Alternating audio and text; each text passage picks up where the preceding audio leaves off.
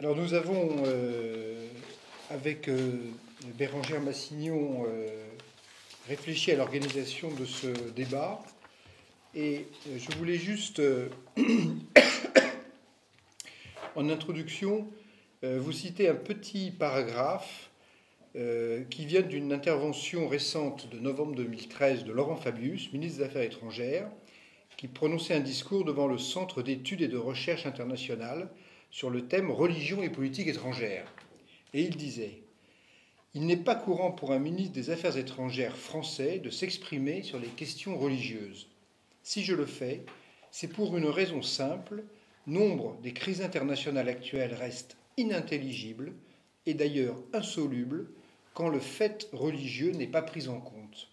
L'analyse des évolutions en matière religieuse est un outil important à la compréhension du monde. » Je crois que ça situe assez bien ce que nous voulons faire, c'est-à-dire essayer de comprendre la place des religions en Europe.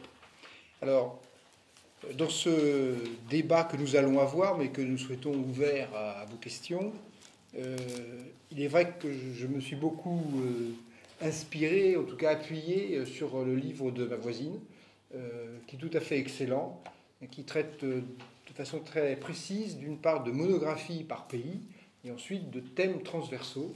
Et donc, n'hésitez pas à acheter son livre à la fin, parce que vous y trouverez beaucoup de matières qui compléteront tout ce que nous pourrons vous dire. Alors, notre objectif, c'est de répartir notre heure et demie en 3 parties. Une première, plutôt qui traite du passé, à travers la question des racines chrétiennes de l'Europe. Une seconde qui va traiter religion, chance ou risque. Et puis ensuite, une troisième partie où on va plutôt réfléchir sur l'Union européenne et les religions. Et ce qu'on vous propose, c'est qu'on puisse avoir avec vous un petit échange à la fin de chacune des parties, moi-même étant responsable du temps pour qu'on ne dépasse pas trop 20 heures comme prévu. Alors j'entame tout de suite la première partie sur le passé. Il nous a semblé important d'avoir ce temps sur le passé pour bien comprendre l'importance des religions dans la formation de l'identité européenne. Et cette question, on peut l'apprécier à travers la controverse qu'il y a eu à la fin des années 1900, enfin, avant le début des années 2000, autour de la question des racines chrétiennes de l'Europe.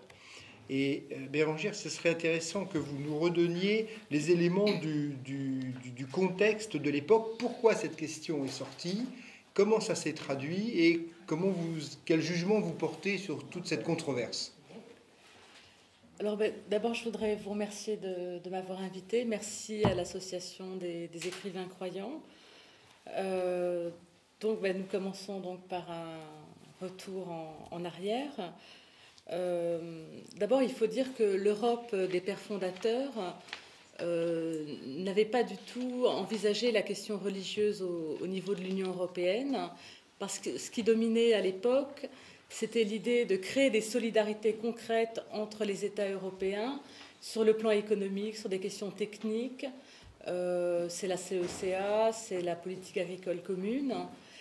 Et en même temps, ces pères fondateurs étaient souvent issus de la démocratie chrétienne, Schuman pour la France, Adenauer pour l'Allemagne, Gasperi pour l'Italie.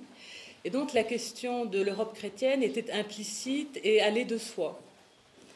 Et puis il y a eu un changement, un basculement de perspective, et je remonterai au traité de Maastricht de 1992, qui inclut la question d'une citoyenneté européenne, qui propose un embryon de politique étrangère. Et à partir de ce moment-là, c'est-à-dire au moment de la deuxième présidence de la Commission par Jacques Delors, la question, l'Europe n'est plus simplement une question économique et technique, elle devient un enjeu politique, social, éthique, et donc se pose la question de l'identité européenne et de ses frontières. Et c'est dans ce cadre-là que Jacques Delors a souhaité lancer un dialogue entre la Commission européenne et les religions. Donc il y a vraiment un basculement, c'est le moment Delors. Delors a d'ailleurs cette phrase « On ne tombe pas amoureux d'un grand marché ». Et donc, il souligne l'importance de réfléchir à l'identité européenne. Et en fait, cette question va se formaliser à travers deux débats. En 1999, le débat sur la Charte des droits fondamentaux, et entre 2002 et 2004, le débat sur le traité constitutionnel. Et donc, à chaque fois, le débat se pose au niveau du préambule de ces textes. Et la question des racines chrétiennes de l'Europe, ça a été une proposition portée par les catholiques et notamment par le pape Jean-Paul II. C'était au moment du traité constitutionnel. Et donc, je voudrais avec vous montrer comment a évolué ce débat entre 1999 et 2004. Alors, en 1999, il y a eu tout un débat pour savoir si on allait parler du patrimoine religieux et philosophique de l'Europe.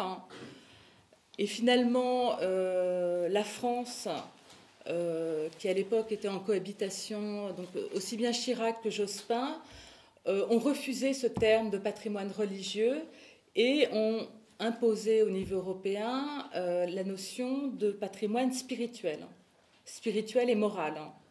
Donc, manière d'édulcorer un peu la mention religieuse dans un texte européen. Et puis, au moment du traité constitutionnel, on est passé à une deuxième étape où cette fois-ci, je vous lis le préambule de ce traité constitutionnel.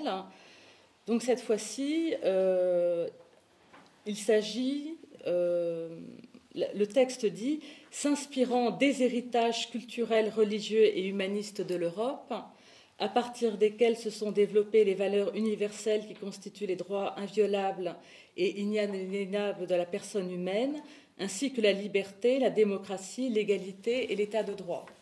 Alors, on a beaucoup parlé de ce passage de spirituel à religieux. En fait, pour moi, l'importance du passage de la première formulation à la deuxième, c'est maintenant, on ne nomme plus l'héritage européen au singulier, mais on en parle au pluriel. Et donc, c'est une manière de reconnaître la pluralité religieuse grandissante que connaissent les pays européens, notamment à travers les migrations musulmanes, mais aussi la sympathie que peut susciter les bouddhismes. Et puis ensuite, les religions sont mentionnées dans un préambule d'un traité européen, non pas en tant que telles, mais en tant que source des droits de l'homme. Donc il y a ces deux aspects très importants, le pluralisme et les droits de l'homme, qui sont les conditions de reconnaissance des religions au niveau européen. D'accord. Alors ce qui est intéressant, c'est qu'il y a eu une controverse assez forte, hein, vous vous en souvenez sans doute. Il y avait certains pays qui étaient, je crois 7 ou 8, qui étaient vraiment très, très volontaires pour qu'il y ait l'inscription des racines chrétiennes. Et finalement, il y a eu une sorte de, on peut dire, de veto, hein, de la France. Et de la Belgique, beaucoup. Et de la Belgique oui. Également, d'accord. Voilà.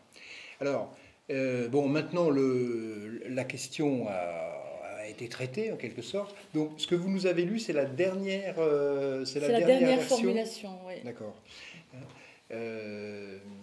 Et donc, ça amène à s'interroger, finalement, sur les héritages, finalement, à partir desquels on s'est constitué. Et dans la réflexion que j'ai menée dans mon premier livre sur modernité et monothéisme, je me suis fait une définition, finalement, de cette identité européenne. Parce que dès que vous rencontrez quelqu'un et que vous l'interrogez sur l'Europe, vous avez une définition différente. C'est ça qui est tout à fait passionnant avec l'Europe, c'est que personne ne vous donne la définition, naturellement. Et pour ma part, je considère que c'est la fécondation de la synthèse gréco-romaine par les trois monothéismes, chacun à sa façon, qui a abouti progressivement à l'émergence d'une modernité laïque, rationaliste et critique. Et quand je dis ça, je veux insister sur le fait qu'à mon sens, il y a effectivement une fécondation par chacun des monothéismes. avec un rôle différent. Le christianisme étant, me semble-t-il, et beaucoup le disent, le ciment, l'élément majeur de cette identité constituée, mais une importance très importante, ça va de soi, très réelle du judaïsme qui va influencer tout au long de notre histoire l'Europe dans sa constitution, mais surtout, et je voudrais insister sur ce point, je pense que nous avons à reconnaître le rôle de l'islam. Parce que l'islam apparaît dans notre constitution européenne comme une force d'opposition, puisque finalement c'est l'ennemi principal auquel se heurte la chrétienté. Et je crois que vous m'indiquiez que le mot d'Europe ou de la civilisation... C'est vrai que Jacques Le Goff rappelle que la première fois qu'on a utilisé le mot européen, c'est au moment de la bataille de Poitiers. Bon. Voilà, en 832. Voilà. Voilà. Donc il y a un élément on se raidit contre un adversaire, et l'islam intervient à ce moment-là. Et deuxièmement, l'islam intervient dans le commerce, dans les échanges, à travers les croisades, mais bien au-delà des croisades, et on constate un maintien, enfin une existence d'une population musulmane, qu'on n'appelle pas comme ça à l'époque, on dit c'est les Mahométans ou les Maures dans le sud de la France, qui est très, très, très réel pendant toute notre histoire. Ensuite, il y a toute la période des relations avec l'Empire ottoman et de l'invasion de l'Empire ottoman d'une partie de l'Europe, ça on aura l'occasion d'y revenir. Et puis il y a tout de la résurgence des textes anciens qui va contribuer à la Renaissance. Et pourquoi j'insiste sur cet élément particulièrement aujourd'hui, c'est que pour beaucoup de gens, quand on parle de la présence de l'islam, les gens oublient qu'il y avait l'Algérie française dans les années 1900, et beaucoup croient que finalement les musulmans sont arrivés avec l'immigration dans les années 60. Et pour pouvoir intégrer la population d'origine musulmane, enfin, de culture de religion musulmane et de culture en quelque sorte, il me semble important de leur montrer que notre histoire est aussi la leur. Et je pars du principe que l'on s'intègre bien à une histoire à partir du moment où on se sent partie prenante de cette histoire.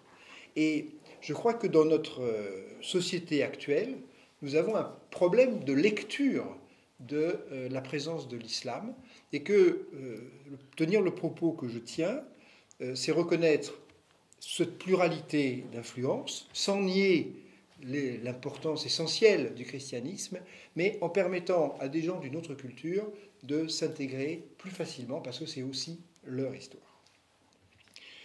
Sur ce premier volet, est-ce qu'il y a des questions, remarques? Oui.